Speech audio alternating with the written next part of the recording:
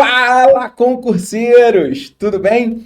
Professor Felipe na área, trazendo para você hoje uma série de vídeos que nós estamos iniciando nesse exato momento a respeito da nossa simpática matemática financeira.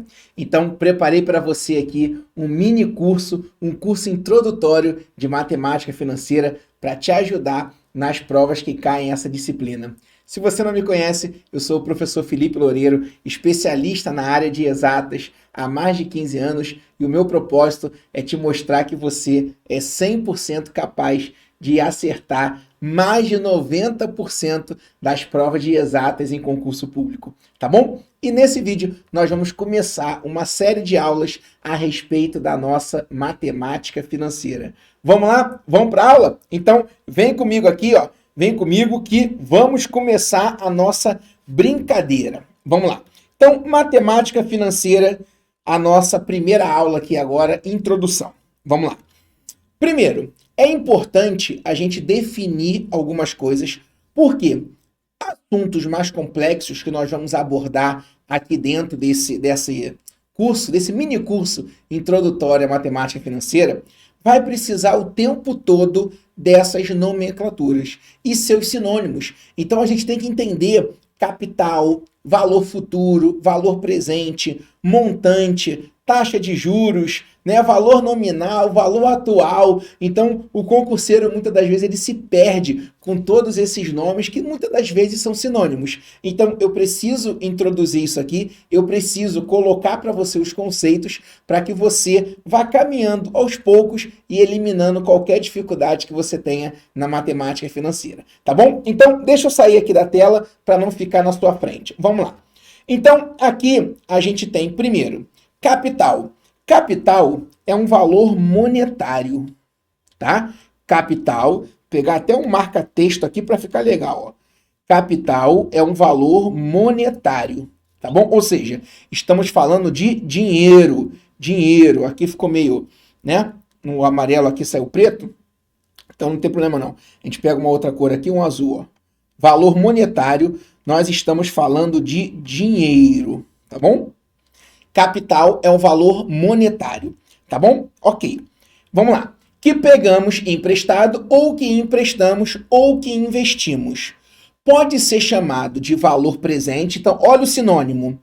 Capital, valor presente, valor atual, principal, capital inicial, valor à vista, montante inicial. Tudo isso é sinônimo, tá bom? Então, em suma, resumindo, o que a gente pode dizer? Que o capital será o dinheiro hoje, no momento inicial. A gente chama de data zero. Então, o valor hoje, aquele capital inicial, aquele valor monetário inicial, é o que a gente chama de capital. Tá bom? Então, ó, por que valor presente? Porque é o valor dele hoje, no presente. Por que valor atual? Porque é o valor dele atualizado, o valor hoje. Tá bom? Então, ó, capital inicial, montante inicial, todo aquele valor que ele está na origem, a gente chama de capital e todos esses sinônimos aí. Tá bom? Então, esse é o primeiro conceito que a gente tem que saber. Então, exemplo, vamos supor que eu tenho R$2.000. Eu tenho R$2.000. Aí eu pego esse R$2.000 e faço um investimento, tá bom? E depois de um determinado tempo, esse R$2.000, vamos supor, depois de 2 anos, esse investimento faz esse R$2.000 virar R$3.000.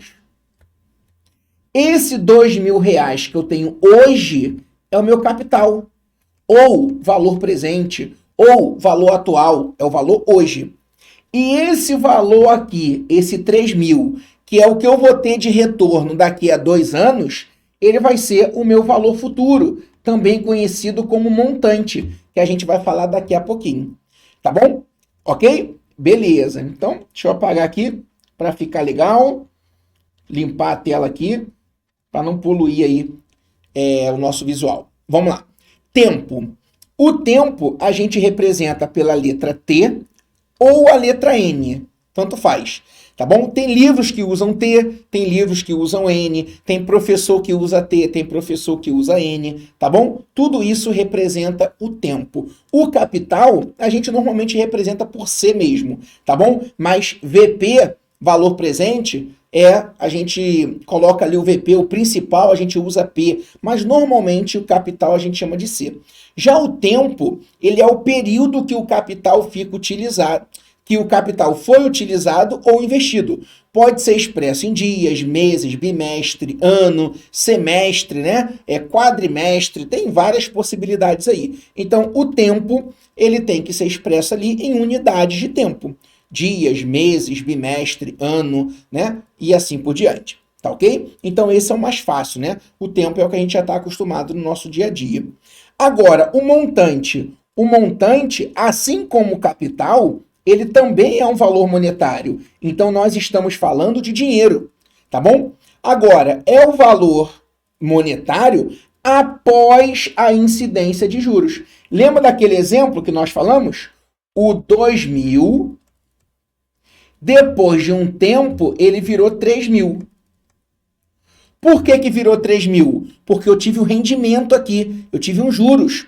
Eu recebi uns juros desse meu investimento, tá bom? A gente vai ver que os juros aqui vai ser de R$1.000, porque juros é a diferença do montante com capital. Mas a gente vai falar disso daqui a pouquinho, tá bom? Então, o montante é aquele valor final. Ele é conhecido, como valor final, valor futuro, valor nominal, valor de resgate. Isso aparece muito em prova. Valor de resgate é aquele valor que eu vou resgatar no final. Ele é sinônimo de montante, tá bom? Felipe, quais são os nomes que mais aparecem? Montante, valor futuro e valor de resgate. São os nomes que mais aparecem. Valor nominal também costuma aparecer também, tá bom? São esses os principais, tá bom? Observa que o montante será sempre maior do que o capital, porque o montante, ele é aquele valor monetário que tem incidência de juros, que houve a incidência de juros. Por isso que a gente diz que o montante, ele é a soma entre o capital e os juros.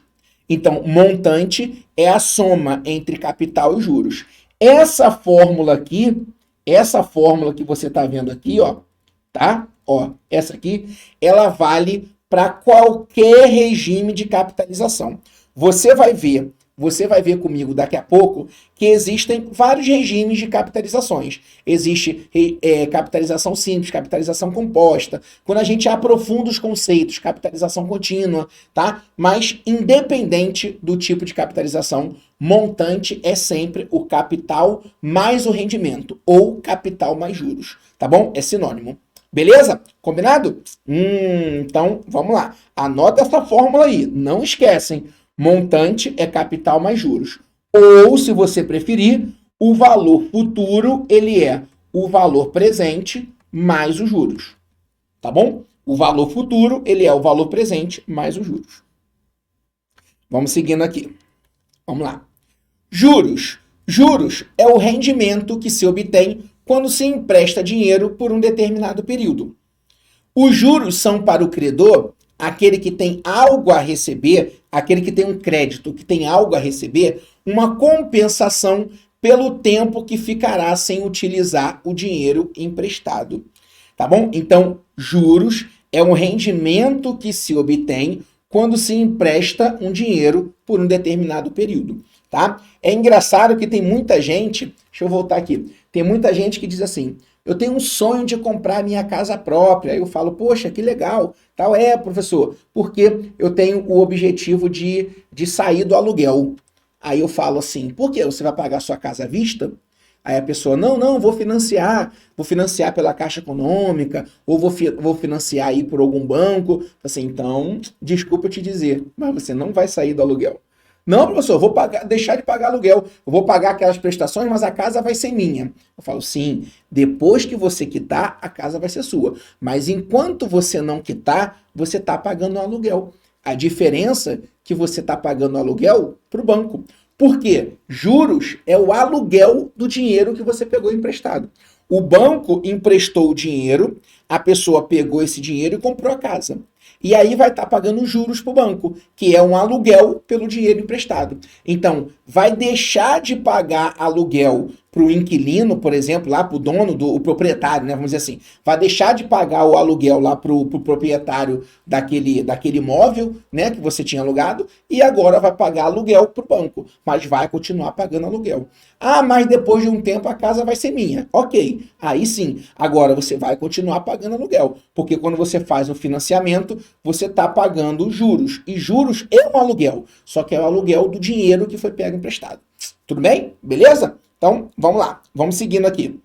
Por outro lado, quem faz o empréstimo em dinheiro ou faz uma compra a crédito, geralmente terá que pagar um acréscimo pela utilização do dinheiro ou pelo parcelamento do total do valor do bem. A esse acréscimo também se dá um nome de juros, que é o que normalmente a gente tem no nosso dia a dia. Quando a gente pega o dinheiro emprestado ou passa lá o cartão de crédito e deixa aquele prazo passar, né, da fatura, e aí não consegue pagar o valor integral, se paga juros, tá bom? Então, esse é o conceito de juros. Lembra o seguinte, isso aqui vai ser importante ao longo do nosso curso. Juros, só se paga juros depois de um determinado período. Então, se você vai comprar alguma coisa e você dá uma entrada, aquela entrada que você está dando, ali não tem juros, porque você está pagando no ato, tá? Só se paga juros depois que transcorre algum período de tempo.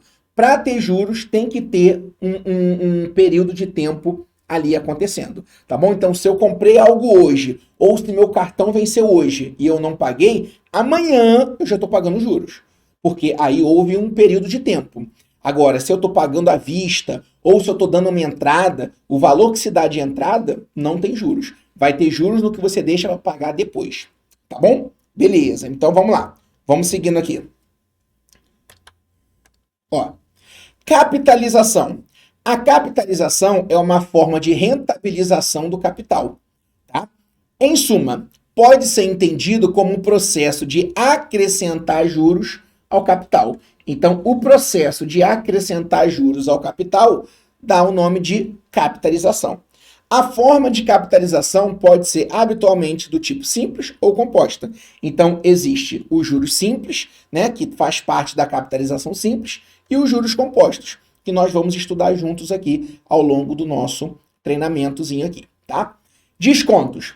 É uma compensação recebida pelo pagamento adiantado da dívida. Então, sempre que você adianta algum pagamento, se você adiantou o pagamento, você vai ter um desconto.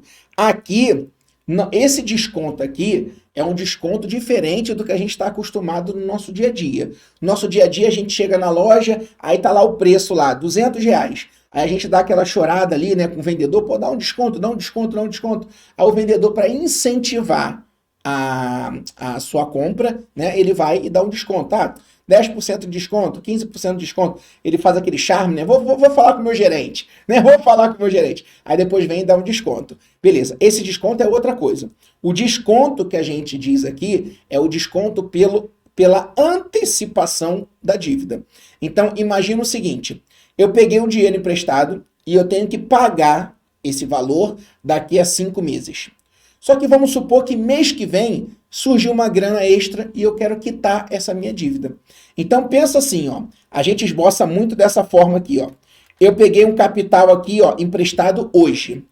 Aí daqui a 5 meses, 1, 2, 3, 4, 5. Daqui a 5 meses eu vou ter que pagar um montante. Vamos botar valores para ficar mais fácil. Eu peguei um capital de R$ 1.000 emprestado. Aí daqui a 5 meses eu vou ter que pagar um montante de, vou botar aqui, 2.500. Tá? Que eu vou ter que pagar de juros. Só que no mês seguinte, aqui, ó, nesse mês aqui, surgiu um dinheiro. Eu falo, opa, eu quero quitar essa dívida. Eu quero antecipar esse pagamento.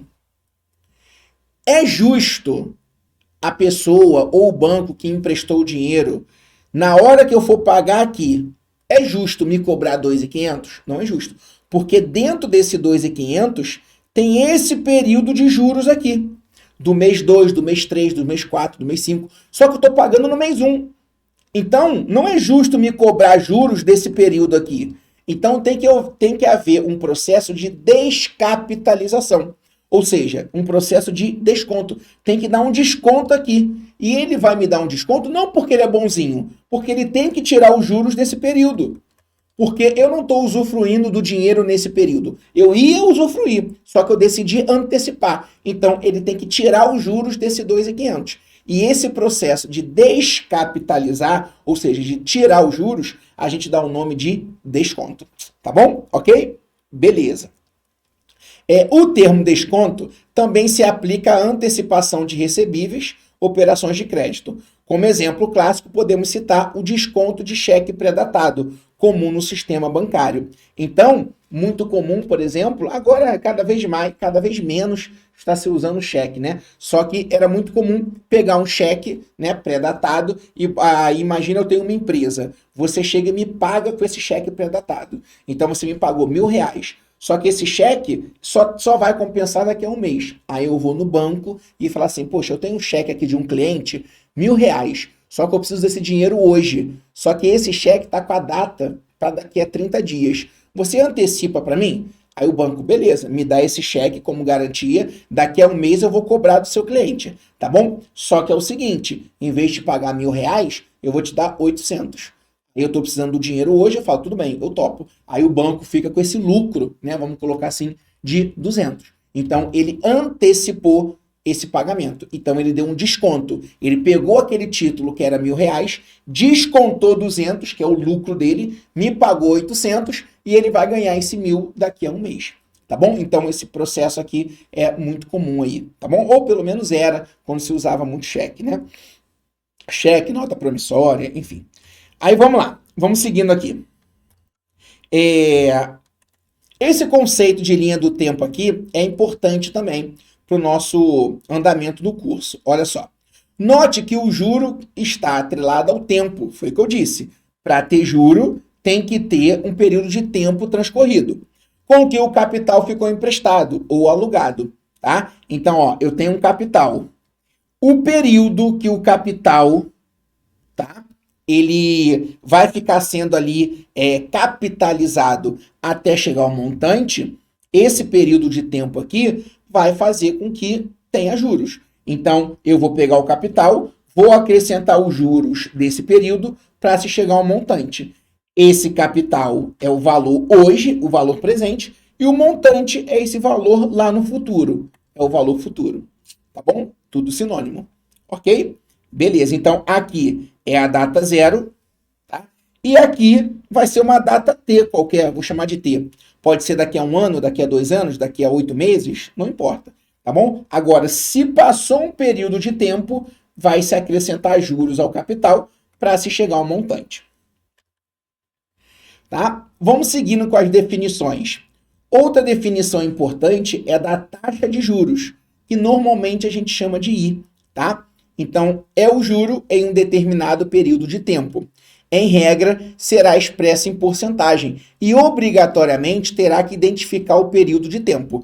Então, aqui ele tem que dizer, ó, a minha taxa de juros, ela é 8% o quê? Ao ano? Ou então, ela é 3% em que período? Ao mês? Então, todo mês vai se acrescentar 3%? Ou todo ano vai se acrescentar 8%, eu poderia ter uma taxa, por exemplo, 10% ao semestre. Então, todo semestre, a cada 6 meses, se acrescenta 10%. Tá? Então, a taxa de juros, a gente normalmente trabalha com porcentagem. Uma observação. Como a taxa, em regra, é dada em porcentagem, temos que converter para número decimal ou fração na hora de utilizar as fórmulas. Aqui na matemática financeira, a gente trabalha com muitas e muitas fórmulas. Tá? E para você poder usar as fórmulas, se ele falou assim, 8%, você não vai colocar 8 na fórmula, você vai colocar 8 sobre 100, porque é 8%, 8 sobre 100. Ou você vai botar 0,08, que corresponde a 8%. Tá bom? Então, na hora de colocar na fórmula, você tem que converter. Ou bota em número decimal, tá? Ou você bota em fração. Ok? Normalmente, é mais fácil botar em número decimal. Normalmente. Vamos seguindo.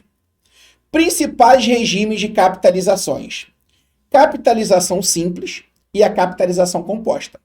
A capitalização simples é aquela em que a taxa de juros incide somente sobre o capital inicial.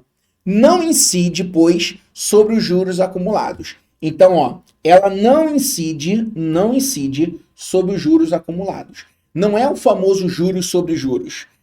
Ela incide sempre em relação ao capital inicial. Então, se no primeiro mês eu tive de rendimento de juros R$30, todos os meses eu vou ter R$30. O crescimento é linear. O que isso significa? Que se eu ganhei 30 esse mês que vem vai ter 30 desse mês, mais 30 do mês que vem. Vai ter 60. No outro, vai ter mais 30. No outro, mais 30. Então, ele vai formando um gráfico linear.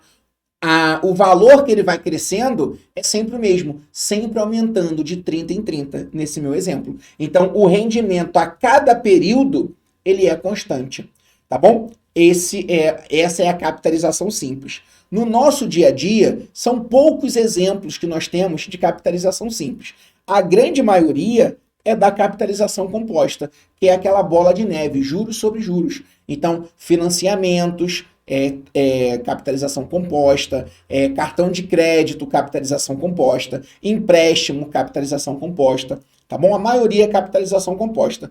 A capitalização composta já é o famoso juros sobre juros, né? E aí você tem um crescimento exponencial. Se você deixar o cartão de crédito acumular, por exemplo, a sua dívida ela cresce muito. Os juros simples, se o cartão de crédito fosse juros simples, se eu paguei R$20 de juros esse mês, o outro mês eu ia pagar 20 também. O outro mês eu ia pagar 20 também. O outro mês eu ia pagar 20 também, né? Seria muito melhor pra gente, né? Para quem deixa acumular seria muito melhor. Mas na verdade, juros compostos é juros sobre juros, juros sobre juros, tá bom? Então, essa é a ideia. Vamos ver na prática essa diferença? Só que antes de eu botar em valores para você poder ver a diferença entre um e outro, eu quero trazer para você graficamente o que acontece. A capitalização simples, o crescimento dela é um crescimento linear, é uma reta, tá? A gente estuda lá em matemática que é uma função do primeiro grau. Já os juros compostos, a capitalização composta, já é um crescimento exponencial. Então, olha só, repara que o gráfico, ele coincide nesse ponto aqui, ó. Esse ponto é o primeiro período. Então, no primeiro período, o valor do montante, vamos considerar que aqui seja o tempo, tá bom? E aqui seja o montante. Então, ó, em um período, ou seja, botei o capital lá, R$1.000 no investimento. Mês que vem, se esse rendimento ele for, por exemplo, 10% ao mês, tá? Vai me render 10% ao mês. Não importa se é juros simples ou juros compostos. No mês seguinte, o valor vai ser o mesmo. O montante vai ser o mesmo. O montante vai ser o mesmo. Agora, depois de um período, aí os juros compostos ele começa a crescer, ele começa a ficar muito maior, porque é juros sobre juros. Então, se a gente imaginar aqui, por exemplo, um segundo período, ó, um segundo mês, por exemplo, repara que os juros compostos já vai ser maior do que os juros simples. Ó, os juros simples vai estar aqui, já os juros compostos vai estar aqui em cima, vai ser bem maior, tá bom? E aí, os juros compostos vai ser sempre maior, tá bom? O que é curioso destacar é o seguinte, ó, até chegar no primeiro período, em partes fracionárias, então vamos supor que o período de capitalização seja mensal. Então, se eu pegar ali dias, uma fração do mês, os juros simples vai ser maior. Isso já foi uma pegadinha de prova. Já vi cair em prova assim. A capitalização composta, o montante da capitalização composta é sempre maior que o montante da capitalização simples. Tá errada. Porque até chegar em uma unidade, em frações do tempo ali, você tem os juros simples, a capitalização simples sendo maior. Inclusive, vou mostrar isso para você depois em fórmula, e jogando na fórmula, até chegar na primeira unidade de tempo, os juros simples é maior. Depois que chegou um mês ou um ano, dependendo da situação, depois disso, aí sim, a capitalização composta é sempre maior. Tá bom? Beleza. Deixa eu mostrar para você aqui, na prática, como é que fica. Vem comigo aqui na tela. Vamos lá. Ó, vamos supor que eu esteja investindo R$100. Estou investindo R$100 a uma taxa de 10% ao mês. Tá? Vamos ver o que vai acontecer no regime simples e no regime composto. Tá? No regime simples, vamos lá. Primeiro, quem vai ser o meu rendimento no primeiro mês? Os juros que eu vou receber no primeiro mês, vou chamar de J1, vai ser 100 vezes a minha taxa é 10%. Então, vai ser 10% de 100. 10% de 100 vai dar R$10. Então, eu tive um rendimento de R$10. Então, o montante que eu vou ter ao final do primeiro mês, o montante que eu vou ter, ele vai ser, ó, 100 que eu apliquei. Lembra que montante é capital mais juros? Eu apliquei 100, ganhei 10 de juros. Eu fiquei com 110. No segundo mês, quem vai ser os juros do segundo mês? Vai ser 10%. 10% em cima de quem? Em cima do 110? Não, não. Não, Felipe? Não, porque é juros simples. Se é juros simples, então esse 10% vai ser sempre em cima do valor inicial. Por isso que o valor do rendimento vai ser sempre constante. Se eu ganhei 10 em um mês, eu vou sempre ganhar 10. Então, o montante do segundo mês vai ser, eu tinha 110 e ganhei mais 10. Fiquei com 120. No terceiro mês, a mesma coisa. 10% em cima de 100. R$10. Então, o montante 3 vai ser 120 mais 10, o que dá 130. Agora, e nos juros compostos? Deixa eu mudar de cor. Os juros do primeiro mês, lembra que eu disse que no primeiro período o valor vai coincidir? Por quê? Porque o 10% também vai ser em cima do 100. Então, isso também dá 10. Então, o montante 1 vai ser 100 mais 10, o que dá 110. Coincidiu. Então, ó, no primeiro mês, coincidiu. Agora, no segundo mês, não. Por quê? Os juros do segundo mês já vai ser em cima do 110. E aí começa a dar divergência. Por que começa a dar divergência? Porque eu vou ter 10% em cima do 110, o que dá 11. Então, o montante 2 vai ser 110 que eu tinha, mais 11, o que dá 121. Olha como já começou a ficar diferente. E o montante 3? O montante 3 vai ser em cima do 121. 10% em cima do 121. Isso vai dar R$12,10. Então, vai ser 121 mais R$12,10, o que vai dar R$133,10. Tá bom? Então, aí repara aqui, ó. No segundo mês, a diferença foi de R$1 só. Um 120 e outro 121. Essa diferença só tende a aumentar. 130 para 133,10. Já foi R$3,10 a mais. E aí só tende a aumentar. Tudo bem? Beleza? Show! Para a gente não ficar só na teoria, na aula de hoje, vamos agora resolver alguns exercícios. Mas olha só, se até aqui essa aula fez sentido para você, vai lá, ó, clica aí no se inscrever, inscreve-se no canal, tá bom? Ative esse sininho, porque é muito importante para você não perder nenhum vídeo. Principalmente dessa série que a gente vai fazer da matemática financeira. Então, logo depois a gente vai liberar a aula 2, depois a aula 3. E aí, se você não tiver inscrito no canal, não apertar o sininho, você vai perder essa série de aulas aí, tá bom? Então, se inscreve aí no canal, que a gente, juntos, a gente consegue sim eliminar qualquer dificuldade dentro da área de exatas. Então, vem comigo aqui. Vamos lá. Conseguir rendimentos a partir de uma quantia aplicada é o desejo de todas as pessoas que possuem algum investimento. Sabendo disso, uma aplicação de 1.568,78, então, ó, aplicação de 1.568,78. Se eu estou aplicando isso, esse é o dinheiro que eu tenho hoje, é o valor que eu tenho hoje para aplicar. E o valor que eu tenho hoje é o que a gente chama de quê? Capital. Então, o capital é de 1.568,78. Obteve um rendimento, nós já falamos que rendimento é sinônimo de juros. Então, obteve um juros de R$ 78,25 durante um determinado período.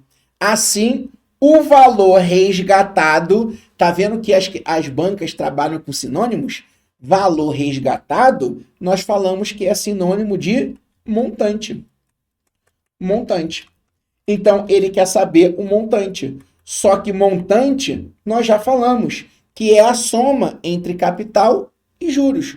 Montante é a soma de capital e juros. Então, aqui vai dar 13, vai 1, 10, vai 1, vírgula embaixo de vírgula, 17 vai 1, 14 vai 1, 1.647,03. Nosso gabarito, letra A. Fechado? Ah, Felipe, beleza. Vamos ver a 2. O Banco Central do Brasil define empréstimo como sendo um contrato entre cliente e a instituição financeira pelo qual ele recebe uma quantia que deverá ser devolvida ao banco com prazo determinado acrescida de juros. Os recursos obtidos no empréstimo não têm destinação específica. Então, você pode pegar um empréstimo para você comprar alguma coisa ou para pagar uma dívida, não tem destinação específica, né? Sendo assim, suponha que um empréstimo de 2.500 parou. Então, 2.500 é o valor que eu estou pegando emprestado hoje. O valor de empréstimo é sinônimo de capital. Então, o capital que eu estou pegando emprestado, 2.500. A ser resgatado por 3.000 no final de um mês. Então, o valor de resgate é 3.000. Se o valor de resgate é 3.000, valor de resgate a gente sabe que é sinônimo para montante. O montante é 3.000. Ele quer saber qual os juros, qual o rendimento disso aqui, qual os juros. Nós vimos que montante ele é capital mais juros. Se você passar o capital para cá, você descobre que montante menos capital é igual a juros. Então, juros é o montante menos o capital. É aquele valor a mais que o montante tem em relação ao capital. Se o montante é 3.000 e o capital é 2.500, então esse valor a mais foi de 500. E esse valor a mais é o nosso juros. Então, os juros é igual a 500. Nosso gabarito, letra C. Fechado? Beleza? Ah! Vamos para o último exercício. Vamos lá. Ó, pode-se definir juros como a remuneração cobrada de quem efetuou o empréstimo e que deve ser paga ao proprietário do capital emprestado. As taxas de juros devem remunerar com base no risco agregado. Quanto mais risco o investimento, deve-se exigir taxas de juros proporcionalmente maiores, nas expectativas inflacionárias, na compensação pela não aplicação do dinheiro em outro investimento e custos administrativos. Então, o que ele está dizendo aqui é o seguinte, por exemplo, em época de crise, por que a gente percebe que as taxas de juros elas ficam mais altas? Quando você vai pegar um empréstimo ou alguma coisa assim, ou vai financiar uma casa própria, por exemplo. Por quê? Em época de crise, o risco é muito alto. Por quê? Eu posso chegar lá, contratar, pegar um valor emprestado e aí em época de crise eu posso ser mandado embora. Se eu sou mandado embora, eu não vou conseguir pagar aquele empréstimo que eu peguei.